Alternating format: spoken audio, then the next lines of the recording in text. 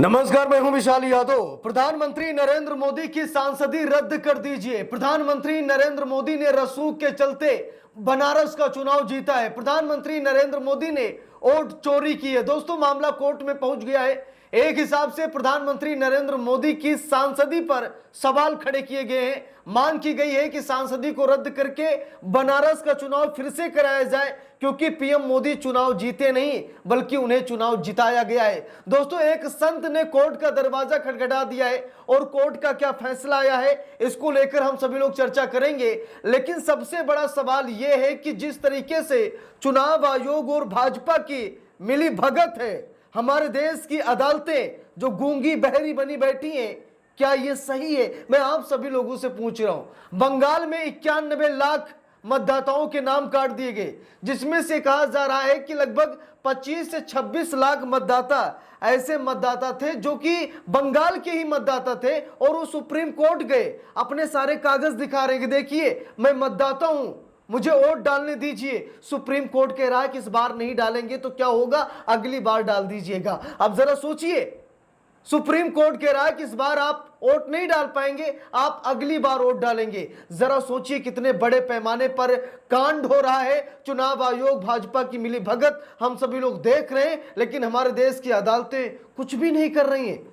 Supreme court ने कहा था बड़े पैमाने पर नाम काटे गए तो हम एसआईआर को रद्द कर देंगे, लेकिन आज एसआईआर को रद्द नहीं किया जा रहा है। तो सवाल ये उठता है कि क्या चुनाव आयोग, भाजपा और ये कोर्ट कचहरी अदालतें, क्या ये सब मिली है? क्या मिली भगत चल रही क्या? दोस्तों, बात यह है कि टीएमसी नेता जो है साकेत गोखले, जो कि पूर्व सांसद हैं, इन्होंने चुनाव आयोग, भाजपा और कोर्ट की धज्जियां उड़ा दी हैं। अभी उस खबर की तरफ भी बढ़ेंगे जहां पर एक संत ने कोर्ट का दरवाजा खटखटाया था और मांग की थी कि पीएम मोदी रसूख के चलते चुनाव जीते हैं और बनारस का चुनाव रद्द किया जाए, फिर से लोकसभा चुनाव कराया जाए, यानी बनारस सीट पर। देखिए, लिखा भी है यहां पर टीएमसी नेता क्या कह रहे हैं, भाजपा और चुनाव आयोग अब खुलेआम चुनाव में धांधली की बात कर रहे हैं। जरा देखिए, यहां पर साकेत गोखले, पूर्व सांसद टीएमसी नेता, कह रहे हैं कि भाजपा और चुनाव आयोग अब खुलेआम चुनाव में धांधली की बात कर रहे हैं। क्या अदालतें अंधी हैं या मिली भगत कर रही हैं? ये बेहद शर्मनाक है। अब यहां पर देखिए कितनी बड़ी बात है। अभी तो चुनाव आयोग और भाजपा को माफी चाहूंगा, चुनाव आयोग और भाजपा को घेरा जा रहा था, लेकिन अब अदालतों को भी घेरा जाने लगा है कि क्या अदालतें अंधी हैं? भाई, इतने मतदाता गए सुप्रीम कोर्ट में और सारे कागज दिखाए, सुप्रीम कोर्ट कह रहा है इस बार तो आप वोट डाल ही नहीं पाएंगे, अगली बार वोट डालेंगे। भाई, ये कौन सी बात है?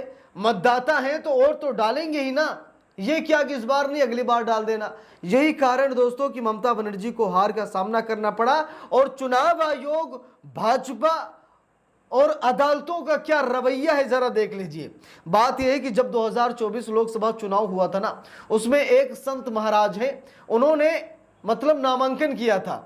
वो प्रधानमंत्री नरेंद्र मोदी के खिलाफ चुनाव लड़ना चाह रहे थे, लेकिन मोदी के रसूख के चलते उनका पर्चा ही दाखिल नहीं किया गया, यानी कि उन्हें नॉमिनेट नहीं किया गया, उन्हें बाहर भगा दिया गया। इसी बात को लेकर संत नाराज हुआ और इलाहाबाद हाई कोर्ट का दरवाजा खटखटाया और मांग की कि बनारस का चुनाव गलत तरीके से जीता गया है, बनारस में पीएम मोदी की सांसदी को रद्द कीजिए और फिर से चुनाव कराइए। देखिए, लिखा है, न्यूज 18 हिंदी की रिपोर्ट है।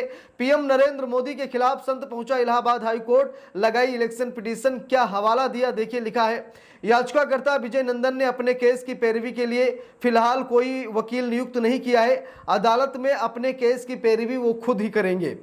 नामांकन दाखिल करने वाले विजय नंदन मध्य प्रदेश के सिवनी जिले के रहने वाले हैं। वो संत भी हैं और जूना अखाड़े से जुड़े हुए भी हैं। विजय नंदन का आरोप है कि उनका पर्चा मनमाने तरीके से खारिज किया गया है। उनके नामांकन पत्र में कोई गलती नहीं थी। वाराणसी सीट पर निष्पक्ष चुनाव नहीं हुआ है। अब जरा देखिए, वाराणसी से मोदी जी भी चुनाव लड़े, ठीक है, एक पल ऐसा था, ऐसा लग रहा था मोदी जी चुनाव हार जाएंगे, फिर पता नहीं कहां से एकाएक परिणाम बदल गया। ठीक है, तो ये बता रहे हैं संत महाराज की वाराणसी सीट पर चुनाव निष्पक्ष नहीं हुआ। देखिए, लिखा भी है, विजय नंदन की इस याचिका में कहा गया है कि प्रधानमंत्री नरेंद्र मोदी के रसूख के चलते उनका नामांकन खारिज कर दिया गया। याचिका के जरिए मांग की गई कि पीएम नरेंद्र मोदी का निर्वाचन रद्द कर वाराणसी सीट दोबारा चुनाव कराए जाने के आदेश दिए जाने के साथ ही विजय नंदन का नामांकन वैध करार देकर उसे बहाल किया जाए, नामांकन पत्र खारिज किए जाने के एवज में उचित मुआवजा दिया जाए और साथ ही पर्चा खारिज करने वाले निर्वाचन अधिकारी के खिलाफ सख्त कार्रवाई की जाए। तो यहां पर विजय नंदन ने क्या मांग की? विजय नंदन ने कहा कि पहली बात यह है कि सांसदी रद्द कीजिए, ठीक है, क्योंकि निष्पक्ष चुनाव नहीं हुआ। दूसरी बात यह है कि हमारे पर्चे को जो खारिज किया गया है उसे वैध करार दिया जाए। तीसरी मांग यह है कि उन्हें उचित मुआवजा दिया जाए क्योंकि उनके साथ गलत हुआ है और जिस चुनाव आयोग के अधिकारी ने उनका पर्चा खारिज किया है ऐसे चुनाव अधिकारी को तुरंत ही सस्पेंड किया जाए या कोई बड़ी कार्रवाई की जाए। देखिए लिखा है, हाल ही में हुए लोकसभा चुनाव में वाराणसी सीट से सांसद निर्वाचित हुए प्रधानमंत्री नरेंद्र मोदी के निर्वाचन को इलाहाबाद हाई कोर्ट में चुनौती दी गई है। पीएम नरेंद्र मोदी के खिलाफ इलेक्शन पिटीशन दाखिल कर उनके निर्वाचन को रद्द किए जाने की अपील की गई है। यह इलेक्शन पिटीशन पीएम मोदी के खिलाफ नामांकन करने वाले मध्य प्रदेश के विजय नंदन की ओर से दाखिल की गई है। निर्वाचन अधिकारी ने नामांकन पत्र की जांच के बाद विजय नंदन का पर्चा खारिज कर दिया था। चुनाव याचिका के जरिए पीएम मोदी का निर्वाचन रद्द कर वाराणसी सीट पर नए सिरे से चुनाव कराए जाने की मांग की गई।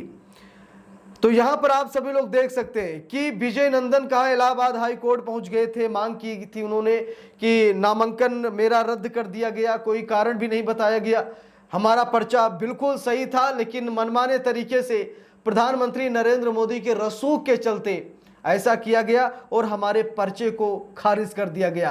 अब मुआवजे की मांग कर रहे हैं। अब जरा सोचिए, नामांकन क्यों खारिज किया गया? अगर खारिज किया गया तो चुनाव आयोग ने क्यों किया? क्या कारण जानने का हक नहीं है? अभी टीएमसी नेता जो आरोप लगा रहे, ये बीच में हमने खबर ऐड की है, लोकसभा चुनाव के आसपास की खबर है, 2024 के आसपास की खबर है। इसे मैंने ऐड इसीलिए किया ताकि आप लोग समझ सकें। चुनाव आयोग ने नामांकन रद्द कर दिया, कारण क्या था कुछ पता नहीं। इलाहाबाद हाई कोर्ट में संत साहब पहुंचे, क्या हुआ? पर्चे मतलब याचिका खारिज कर दी गई। अब जरा सोचिए, नामांकन क्यों रद्द किया गया कुछ पता ही नहीं, आज तक पता ही नहीं क्यों रद्द किया गया, कारण तक नहीं बताया गया। और यह अनुमान लगाया जा रहा है कि मोदी जी के खिलाफ ये संत महाराज चुनाव लड़ रहे थे और हिंदुओं का बड़ा वोट ये हासिल कर लेते, जूना अखाड़े से भी आते, ठीक है। तो भाई मोदी जी के लिए मुश्किलों भरा पहाड़ हो जाता है। कितने 1-1.5 लाख वोटों से जीते शायद, ठीक है। जरा सोचिए, अगर 1-1.5 लाख वोट वो संत ले जाता तो मोदी जी हार जाते, ठीक है। तो इसीलिए शायद ये रणनीति बनाई गई। लेकिन मुझे लगता है कि अब सुप्रीम कोर्ट, हाई कोर्ट या जो भी अदालतें हैं इन सभी को समझना चाहिए, ठीक है। अगर सरकार के खिलाफ याचिका है तो ऐसा नहीं कि तुरंत झट से उसे खारिज कर दिया जाए, समझा जाए। भाई सभी को आज़ादी है चुनाव लड़ने की, कोई भी नामांकन अपना दर्ज कर सकता है, नामांकन फॉर्म भर सकता है और चुनाव लड़ सकता है। लेकिन जिस तरीके से यहाँ पर नाम काटे जा रहे हैं ये सही नहीं है। बाकी आप लोगों की क्या राय है कमेंट करके ज़रूर बताइएगा। वीडियो को लाइक शेयर, अगर चैनल पर नए हैं सब्सक्राइब करके सपोर्ट कीजिएगा। मिलते हैं दूसरी वीडियो में, तब तक के लिए बहुत बहुत धन्यवाद।